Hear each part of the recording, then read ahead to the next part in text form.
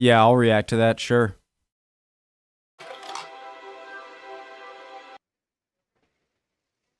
Hey guys, History Hit, new video. This just came out 54 minutes ago, so there's no way I'm uploading this reaction today. But what is today? Is it Wednesday? It is Wednesday. I'll probably put it out tomorrow or on Friday. So, preemptive like, evidence of the Blitz you can still see in London. Of the Blitz. Does this mean the Battle for Britain, or German bombing? What do you...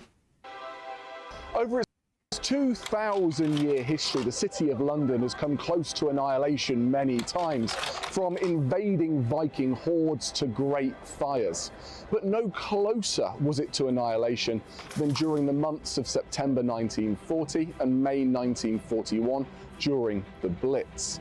The Luftwaffe, frustrated that they couldn't knock Britain out of the war, turned their attention away from the RAF to the British people, to their morale, unleashing hell on the city.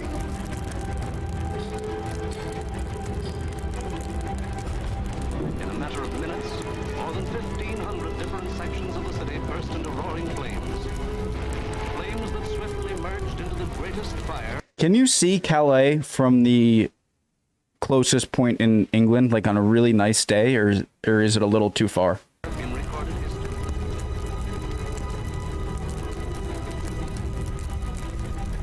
To dig deep into this history and try and understand what it was like to live under the relentless bombardment, I've put together a Blitz pack full of archival material, documents, maps and photos that help us retrace the steps of the bombardment across London, looking at some of the most heavily affected sites. And along the way, we can find some of the scars of war that remain to this day.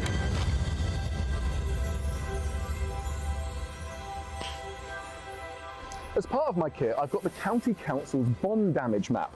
Now, this is the most detailed map that we have of the individual bombs dropped on London, and it's color-coded. So you've got the orange and red areas, which show lighter damage, all the way through to the purples and the blacks, with the black meaning total destruction. Each of these would have been coloured with crayon and different dyes. And so if we want to find the scars of war across London, then we need to head to the area with the most black damage.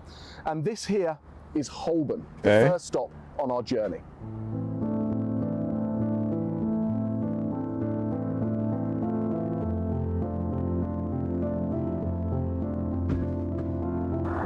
This is it. This is High Holborn, the place on the map that was covered with black marks, which is just how heavily it was bombed. To put it into a little bit of context, you would have had around 600 buildings destroyed here. That's 1 in every 7 building that was in this region.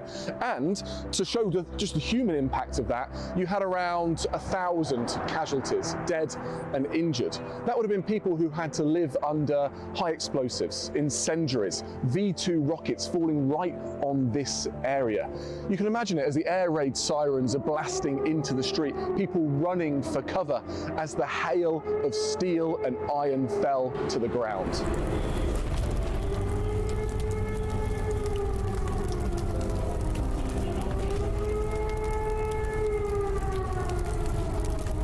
Imagine like 9/11, but it's just like one after another after another. I'm not saying that 3,000 people died in each strike. I'm sure that's not, but just to kind of, you know, we see 9/11 as such a, after so much peace, such an insane event, which it was, obviously, by any time standard. A major building in a main city of a big country is going to be big news, but just imagining just constant having to worry about, like, oh my God, another one. It's got to be terrifying. Moving further down High Holborn, you'll notice new buildings sandwiched between old ones, indicating just which structures had survived and which were destroyed. One such building caught in the crossfire was the iconic Holborn Empire. Was that not a great comparison? I don't know. I just... Destroyed. One such building caught in the crossfire was the iconic Holborn Empire. There weren't many things to keep the nation's morale high during the dark days of the Blitz, but one thing that lifted spirits was the voice of Vera Lynn. In fact, she was due to play right here at the Holborn Empire on the 15th of October 1940. But just one day before, a delay fuse bomb fell by the stage door and she moved to the Palladium up the road. That was a bit of luck, because that very night on the 15th of October, the Holborn Empire was obliterated. A near miss for the nation's songbird. We'll meet again. Don't know when, don't know when, but I know we'll meet again some sunny day.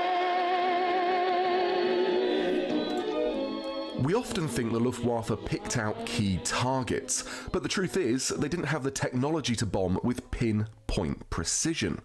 Instead, they shared an old adage with the British. In order to destroy something, you've got to destroy everything. So their tactic was to carpet bomb, area bomb the whole city. Everything from homes to monuments, even churches and hospitals were caught in the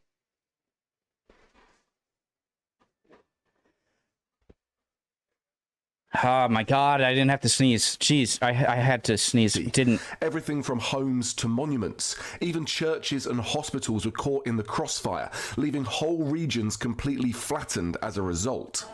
So we've just come off High Holborn there, and we're looking for Warwick Court. And the reason why we're looking for that is because this circle denotes that a V2 fell here. And the black colour means that there was total destruction. So this is Warwick Court here, and you can see the old buildings along the street. But because of this designation, it means that there should be a new building scarring the London skyline and this giant void in the middle, because it was here, exactly on this spot, that you would have had a V2 rocket fall on London. In 1944, as Germany's power was waning, a last-ditch vengeful effort was made to bend the will of the British people. It was here that Adolf Hitler unleashed a new weapon on London, the V2 rocket. I wanted to see one of these vengeance weapons for myself, so next on our journey we head further west to the Science Museum in South Kensington. Guys, so is that essentially like one of the first beginning stages of what would eventually become the space shuttle? Like this is basically obviously it didn't have that purpose, it was to kill people, but essentially, right? British people. It was here that Adolf Hitler unleashed a new weapon on London, the V2 rocket. I wanted to see one of these vengeance weapons for myself, so next on our journey we head further west to the Science Museum in South Kensington.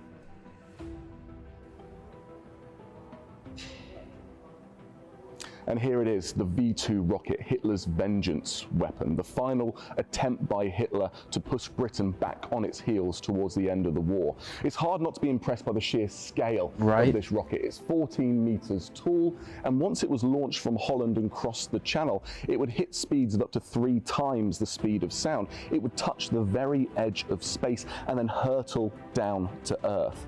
The last that anyone would hear of it would be the sonic boom that erupted as it hit the ground. It was invented by a Nazi scientist called Werner von Braun. Now, he was such a genius that he was recruited by the Americans during the Cold War to help beat the Soviets in the space race. What he created was pretty impressive as an offensive weapon. It couldn't be countered. The only way you could stop this was by bombing the sites it was launched from. But with all of this in mind, we can consider von Braun a genius. But we have to remember the fact that 10,000 Nazi prisoners of war were killed making these weapons. For our next stop, we don't have to travel too far. While we may be further from the centre of London, the impact of war can still be found even here in South Kensington. You might not think after 80 years there'd be many scars of the Second World War in London, but if you cross the road from the Science Museum and you come here to the V&A, you can see, well, they're pretty evident.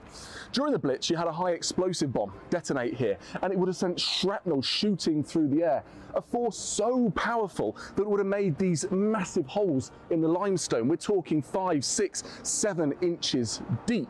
And in fact, so powerful was the blast that it blew out the doors to the museum, shattered all of the windows, and it was only then, for the first time in the war, that the V&A closed.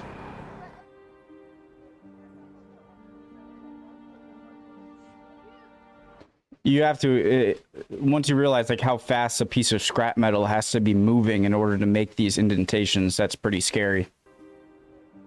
What would it do to a person? Or obviously, not good. The blast that occurred here was so powerful that not only did it smash into the limestone, but it also went straight through the iron of these telephone boxes. Talk about a close call.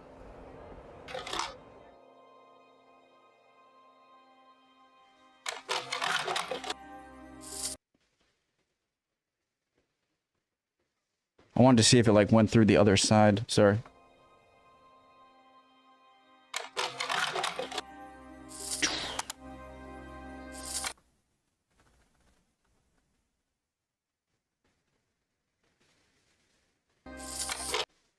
Sorry, so where is the impact crater? Is it like right there?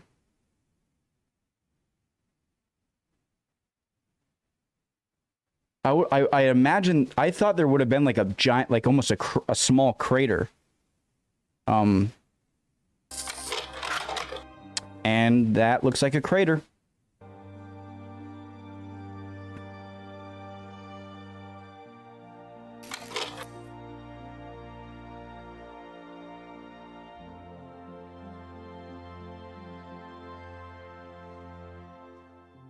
Returning to our bomb damage map, we've arrived at another bit of Second World War history still present on the streets of London, or rather, beneath them. During both World Wars, many Londoners sought refuge in the tunnels of the London Underground, but even those hiding deep beneath the city weren't entirely safe. I've come to meet Transport for London archivist Tamara Thornhill to find out what happened here at Bank Underground Station on one unfortunate evening. We saw a photo earlier of a cataclysmic explosion in the centre of Bank, right outside the Bank of England. Yeah. Do you know what happened there that day? Basically a direct hit on the booking hall of Bank Tube Station, and then the blast permeated down the stairs and the escalators onto the platforms. Unfortunately, there were sort of 56 people killed, and then there were obviously more people killed on the surface, and more people died of their injuries afterwards. So the final tally is 111 people, and there is a plaque commemorating those people as well. We do actually, we're really lucky in the archives collections. We have a whole host of first-hand accounts of incidents that took place during the Second World War. I am curious as to what the average death toll was per blast. Obviously, it's going to be skewed if you count, you know, ones that landed in an unoccupied area, but if it landed in the city, what was the sort of average, you know, death toll, I guess? Mainly written by our staff, because obviously our staff were heavily involved in all sorts of activities during the war, and particularly manning the stations. And what we actually have is we have an account from a detective inspector at Leicester Square Station, who was actually off duty. He was just coming off of duty that night. And he says that he received a message that was sent and sent him scurrying across London Bridge as the shell splinters flew over to Bank Station, when it was hit, where he found the shelterers who had been blown clean off of the platform and against the tunnel wall. So the bomb had blown away the top station and burst in the escalator chambers, clearing the over to Bank Station, when it was hit, where he found the shelterers who had been blown clean off of the platform and against the tunnel wall. So the bomb had blown away the top station and burst in the escalator chambers, clearing the platforms. A train took 1,000 survivors to other stations. Wow. So, you know, unfortunately 111 killed, but over 1,000 people surviving. And of course, the reason that there were so many people down there is because they were sheltering down there. Right, yeah. So it went through the top layer of concrete and then blast under it? Am I listening correctly? Of course, you can just imagine the blast, right? So you've got it on the surface, and then that shock wave that goes down the stairs and literally blows people to smithereens. Was this a common occurrence for those who sheltered down in the underground? Fortunately not. There were. So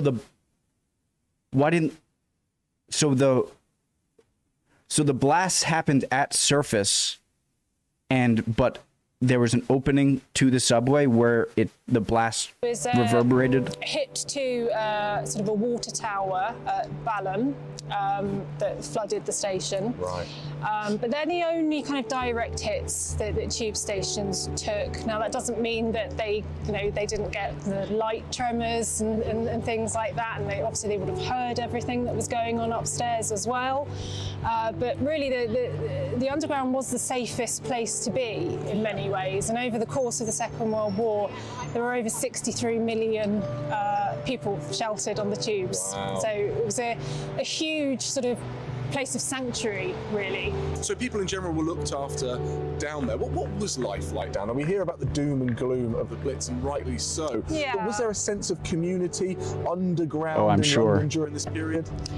Well, certainly from the accounts that we have in the archives collections, I'd say yes. Yes, there was. We've got some oral histories from children who sheltered on the tube stations. One individual, a little girl who sheltered at Tottenham Court Road, and her memories very much are about this sort of the entertainment side of things. And she actually believes that she was entertained by Lionel Blair, which is perfectly possible because there are dancer. The famous dancer, because there are accounts of him and his sister sort of doing little tours of the underground stations to entertain people. So no one wanted to be down there, but there was just that little glimmer of hope and joy of being down, relatively safe, whilst hell was breaking loose above. Absolutely. And it's quite interesting just how normalised it became as well. We spoke about the refreshments, and sort of one of the things that we have in our collections is a complaint from the shelterers. They're not complaining about conditions, they're not complaining about the noise or anything. They want to get out. They're complaining about the quality of the tea. They're complaining about the fact that the tea is discoloured. Yep. And the organisation actually took this on board and did some Classic investigations British. Keep calm, carry on. Where's my tea? into why this may be. And apparently it was a combination of the copper from the stills that we used and the conditions down there. The solution was to add a little touch of citric acid. But I just think it's fantastic that was sort of their biggest concern. Classic. Oh my God, the bombs and no, that's fine. My tea is a little discolored. Oh my God, emergency. But so it seems like, I love you guys. All right. It seems like all right, seriously though, it seems like there are safer areas in the underground than others. So if the underground like ran under a building, then you would have more protection than if you were just sitting in the underground with open street above you. Right? Because they could, This is the Blitz. Exactly. Where would we be without tea? The London Underground serves as a lasting reminder of the Londoners' resilience and resourcefulness during the war. And of course, it wasn't the only thing to be repurposed during this time.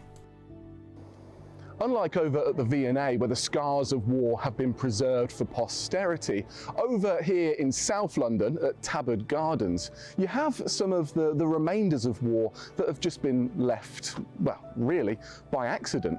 You've got these. Now, these are stretchers from the Second World War. They would have been used to take the dead and wounded out of the bombed out houses. How do we know they're stretchers? Well, they've got curves here. So the stretcher bearer would lay them down on the ground, they would place the person on top, and they would use these gaps to pick them up and carry them to safety. Why are they here? Well, during the war, the council took away a lot of the metal railings to use in the war effort. And then at the end of the war, where the gaps were, the council simply used these spare stretchers, no longer needed, to fill the gaps. Wow. They are little gems from the Second World War that you literally might never notice. And if you're lucky enough... Aren't you sort of worried if, like... I wouldn't do it, certainly. Okay, obviously I wouldn't. But it's almost like a war not souvenir, artifact. And so, like, you have a piece of history right there. So they might even be outside your bedroom window. Wait. Why would you use metal for stretchers if metal is already in short supply? Wouldn't you use wood or something? Thanks for watching this video on the Damn. History Hit YouTube channel. You can subscribe right here to I'm make sure you subbed. don't miss any of our great films that are coming out. Or if Great you're video a as always. true history fan, check out our special dedicated history channel, historyhit.tv. You're going to love it. It just seems sacrilege to interrupt Dan Snow. Very interesting. Yeah, Londoners, a more British thing than worrying about your tea before the living in this. Anyways, cool video. I learned something for sure. I hope I didn't mess up that stretcher argument of mine. But really interesting. Love History Hit. Always have good videos. Hope you guys are all doing well. Can't wait to see your comments down there and see you guys next time. All right. Bye, guys.